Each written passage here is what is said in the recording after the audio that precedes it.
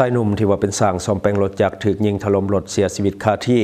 นอกจากนั้นยังพบชาวลาวและชาวกัมพูชาในรถคันดังกล่าว Time to share D+ ผลิตภัณฑ์ปกป้องตับจากเครื่องดื่มแอลกอฮอล์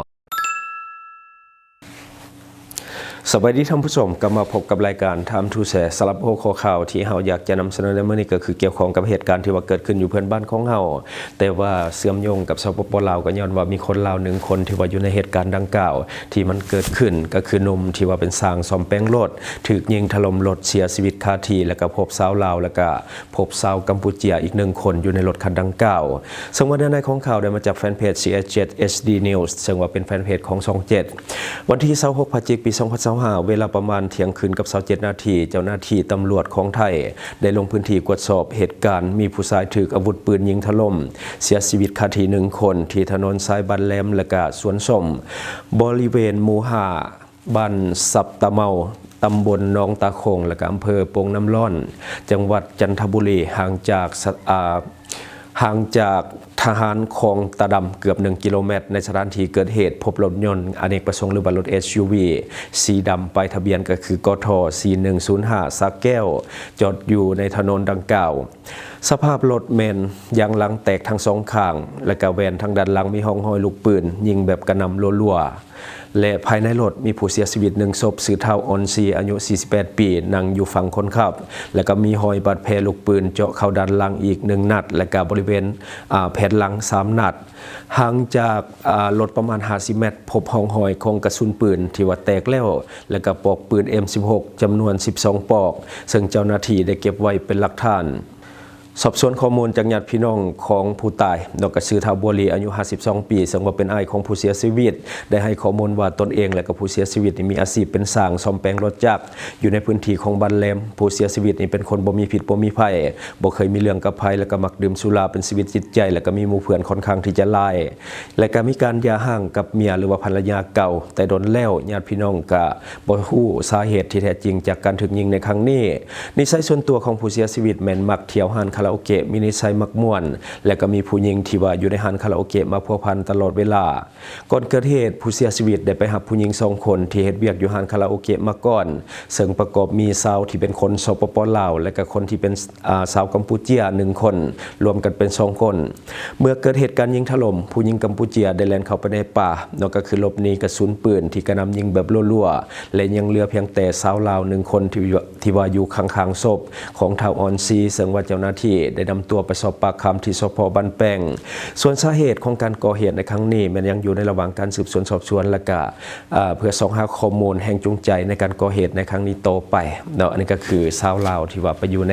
เหตุการณ์เนาะก็คือไปเป็นชาวคาราโอเกะเนาะแต่ว่าผู้ชายที่เสียชีวิตนี่ก็คือไปเที่ยวแต่ว่าปมเหตุแท้ๆตอนนี้ยังบ่ฮู้เลยว่าเกิดจากสาเหตุตัวใดแต่ว่าตอนนี้ก็คือคนที่ว่าชื่อออนซีนี่เนาะคือคนที่ไปเที่ยวเป็นแขกแล้วก็ไปรับชาวลาวแล้วก็ชาวกัมพูชาอีก1คนมานำกัน3คนเนาะซึ่งว่ามีการกระหน่ำยิงแต่ว่าจะยิงแต่ฝั่งคนขับก็คือถูกผู้ขับเนาะกระเฒ่าออนซีนี่เสียชีวิตคาที่ส่วนชาวลาวและชาวกัมพูชาก็ปลอดภัยแต่ว่าชาวกัมพูชาแล่นเข้าป่าแต่ว่าชาวลาวนี่ยังอยู่กับศพคือชาวลาวเฮาก็ใจเด็ดเนาะชาวกัมพูชาแล่นนี้แต่ว่าชาวลาวยังอยู่เคียงข้างผู้ชายคนดังกล่าวเนาะแต่ว่าโชคดีบ่ถูกลุกหลงก็คือกระหน่ำยิงเฉพาะแต่ผู้ที่ว่านั่งอยู่เบื้องคนขับเนาะก็เลยว่าเสียชีวิตแต่ผู้เดียวเนาะอันนี้ก็คือเฮาก็บ่ฮู้ว่าผู้สาวลาวนี่เป็นห่วงผู้ชายหรือว่าบ่การแล่นออกไปเนาะแต่ว่าชาวกัมพูชาในใจเด็ดก็คือแล่นเข้าป่าคนเดียวเนาะจบไปสำหรับข่าวนี้เดี๋ยวเฮามาต่ออีกข่าวนึงก็คือตำรวจท่องเที่ยวของไทยมีการจับกลุ่มเรื่องของจีนเทา5คนที่ว่าหลบหนีจากเมืองเมียวดี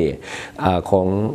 ประเทศเมียนมาที่จังหวัดเชียงรายของประเทศไทยเตรียมเดินทางข้ามมาที่ฝั่งสปป.ลาวสำหรับในของข่าวได้มาจากแฟนเพจ Top Newsวันที่24พฤศจิกายนปี2025ในเวลา 22:30 น.ตำรวจท่องเที่ยวของไทยได้รับแจ้งว่ามีกลุ่มชายต่างชาติพากันเข้ามาพักอยู่โรงแรมแห่งหนึ่งที่ถนนสายกีฬากลางตำบลหอบเบียงอำเภอเมืองจังหวัดเชียงราย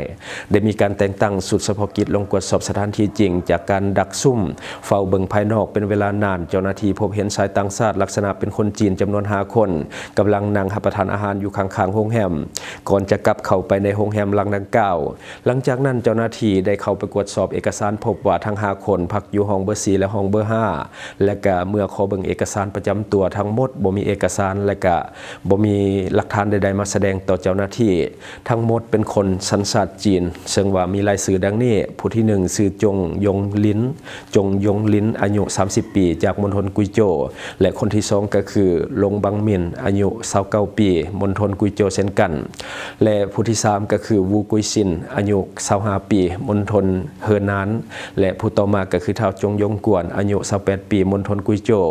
และผู้ต่อมาก็คือลูยูโจอายุ28 ปีมณฑลเฮอร์นานคือกันอันนี้ก็คือ5คนที่ว่าถือบ่งโตว่าเป็นจีนเท่าที่ลบมาจากเมียวดีอยู่ฝั่งเมียนมาทั้ง5คนยอมรับว่าได้ลบหนีจากเมืองเมียวดีประเทศเมียนมาซึ่งกำลังมีการปราบปรามแก๊งสแกมเมอร์อย่างดุเดือดได้เข้ามาในประเทศไทยผ่านช่องทางธรรมชาติที่อำเภอแม่สอด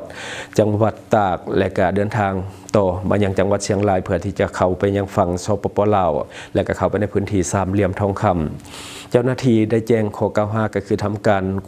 ำความผิดฐานเรื่องของเป็นบุคคลต่างด้าวเข้ามาและก็อาศัยอยู่ในราชอาณาจักรไทยโดยบ่ได้รับอนุญาตจากนั้นก็ได้นำตัวส่งให้กับพนักงานสอบสวนสถานีตำรวจภูธรเมืองเชียงรายเพื่อดำเนินคดีตามกฎหมายต่อไปอันนี้คือเรื่องของแก๊งสแกมเมอร์ที่วันนี้มาจากฝั่งเมียนมาแล้วก็เดินทางเข้ามาที่จังหวัดเชียงรายของประเทศไทยก็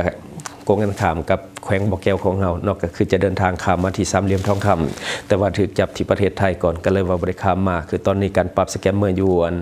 เมียนมานี่เขาค่อนข้างที่จะเข้มงวดก็คือมีการระเบิดตึกในเขตเคปาร์คในค่อนข้างที่จะ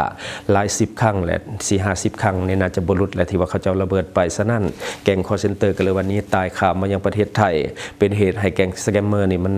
ตรงนี้บนนี้บ่ได้เพราะว่าเขาระเบิดนอสนั่นต้องได้แตกสะนะโมแล้วก็กำลังเดินทางไปหาที่ตั้งฐานใหม่เพื่อทำการซอโกงประชาชนอีกครั้ง